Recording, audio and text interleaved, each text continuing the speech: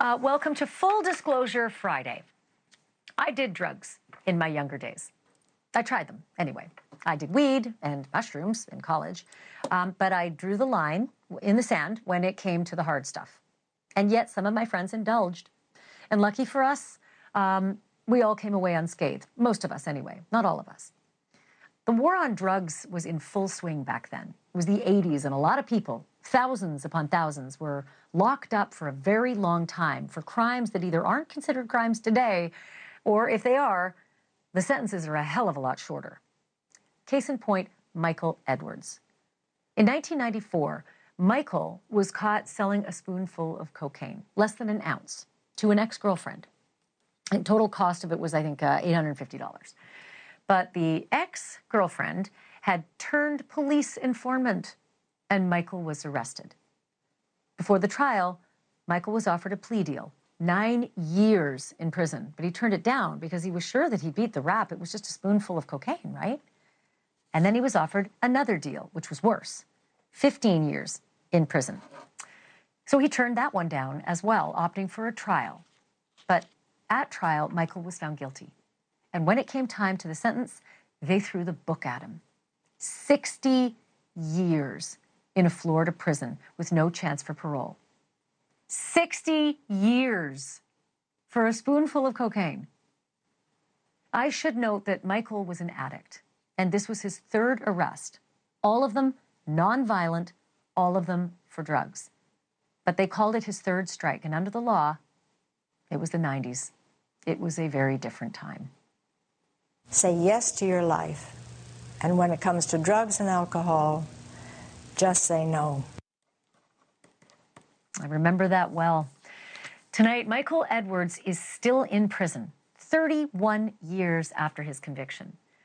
He has been a model prisoner and has shaved time off of his original sentence. But even then, he is not due for release until 2037. That is another 12 years from now, which would mean a grand total of 43 years for selling less than an ounce of cocaine to a friend. If he makes it, he will be 74 years old when he gets out. But he is hoping to do better than that. He is petitioning the courts for clemency. And the prosecutor who put him away believes it is time that Michael got out of prison. Michael's also petitioning political leaders, many who agree that he has served too much time, but not all of them. I'm joined now by Michael Edwards' sister, Mimi Edward Beach, and his mother, Alicia Allan, and by Joe D'Alessandro, who was the state attorney when Michael was convicted and jailed.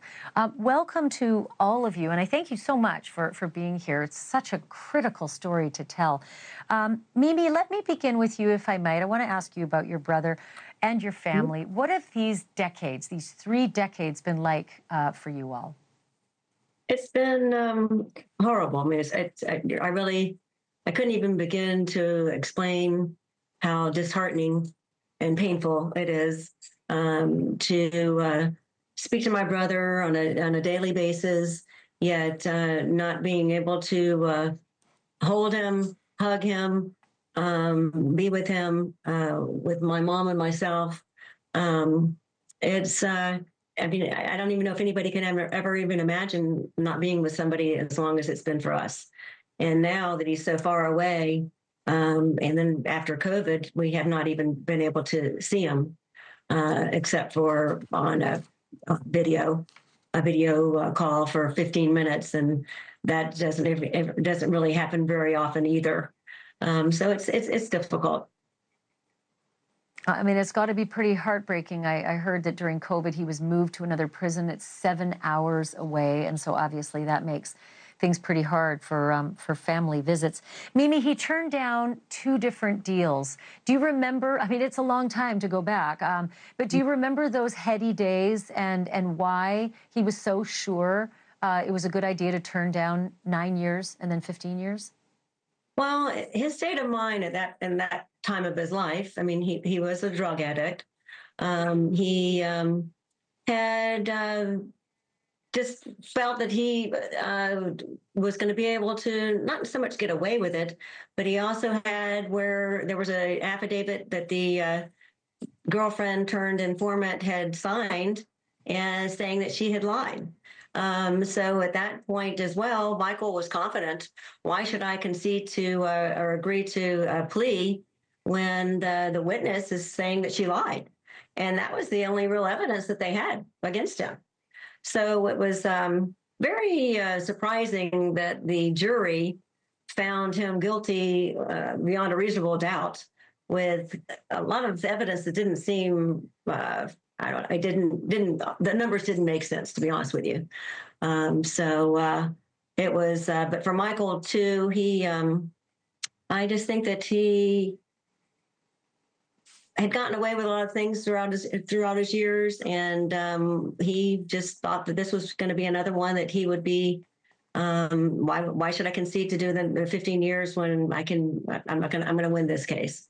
So that's how it went. Yeah. And I'll tell you, I could not believe it when I learned the detail that the ex-girlfriend informant, upon sentencing, took her life. That's another detail in this case that I think is just so incredibly overwhelming. It's just so many people victimized, I think, in this case.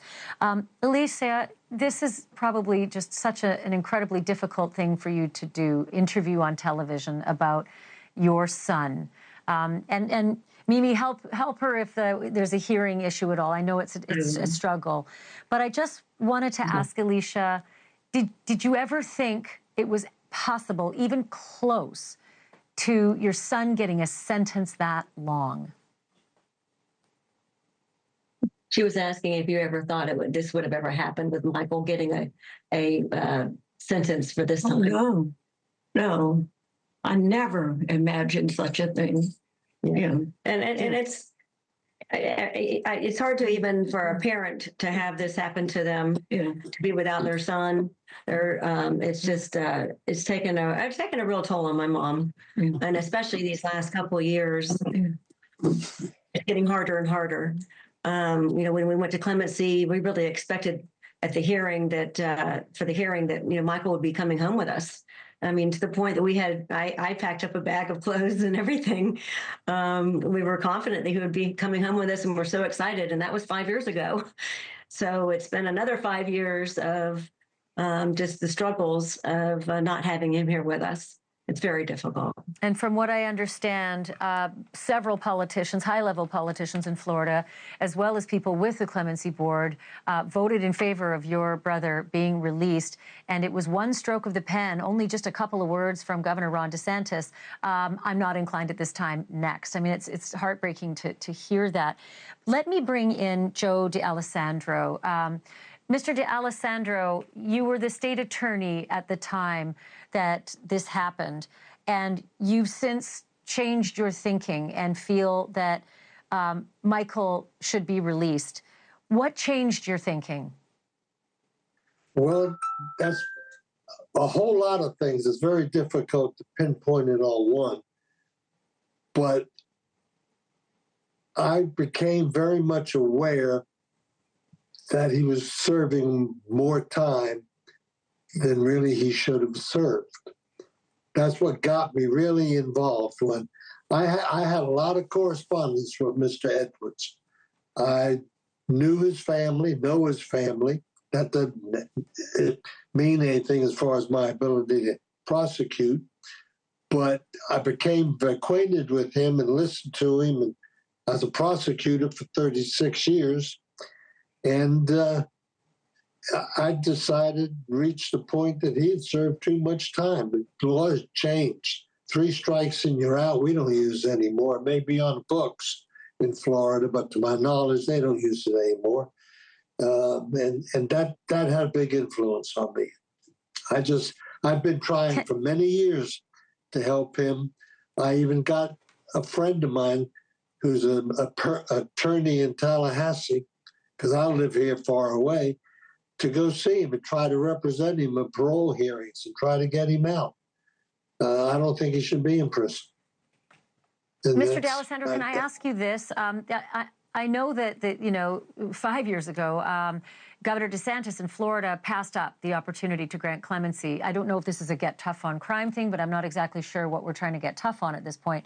But I know that also Michael is reaching out to President Trump for any kind of help that he might be able to give this case. From your perspective, having been a state attorney, is there anything that President Trump can do in his relationship with Ron DeSantis to move the needle on this absolutely ridiculous case? Legally, I don't think there is anything that the president can do because it's not a federal crime. But you can still talk to people, try to reason with people. He can talk to, I would assume, Governor DeSantis, just pick up the phone and talk to him. I'm not able to do that. I'm retired. I can't just make a phone call and people, oh, yeah, gee, I'll answer it. He can do that. Well, but that's up to him. I haven't spoken to him. I haven't tried to. That's I haven't done that, no. Well, you know what? I'm just going to go out on a limb, and I'm going to suggest, Mr. D'Alessandro, do it. Call him. Let him know who you are. You matter. You were instrumental in this case ending up the way it is, and I think your opinions should matter. We all change. We evolve in the justice system, and I think we can all agree. And maybe there's viewers who don't, and I'm sorry, but for the grace of God go I. This is an injustice. The taxpayers in Florida are being raked a new one as well. They're paying for someone they shouldn't be paying to incarcerate, and I think this man deserves a second chance. Mimi Edwards Beach, Alicia Allan, and Joe D'Alessandro, thank you. I'd like to continue to follow this. I'd like to have you back. Thank you all for this. Thank you. Thank you. The one thing I'd like to say in my whole entire career, I've never tried to get somebody's sentence vacated or commuted or anything, except Mr. Edwards. I don't belong. He served his time. Justice has been done in this case. As far as I'm concerned, he shouldn't be in prison. I appreciate you being honest and candid and transparent about that. I think it's a huge statement.